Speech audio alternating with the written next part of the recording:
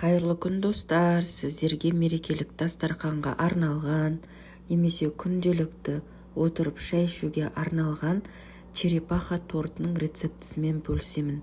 Бір жасағаннан сәтті шығатын рецепті міндетті түрде жасап көрулеріңізге кеңес беремін.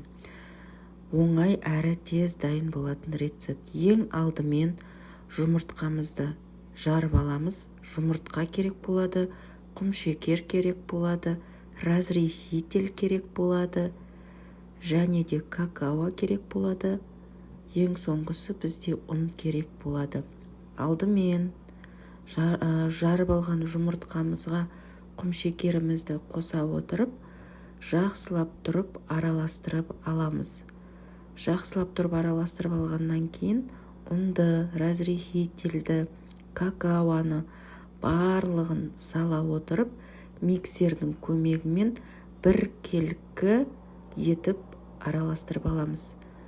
Дайын болған массамызды әдемілеп пергаментный бумагаға жая отырып, жақсылап қасықпен араластырып алғаннан кейін пергаментный бумагаға қасықпен осындай домалақ көлемде формада қасықпен салып шығамыз. Қызып тұрған пешке пісіріп аламыз.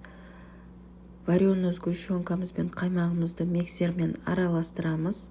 Бұл біздің массамызға дайын болған креміміз.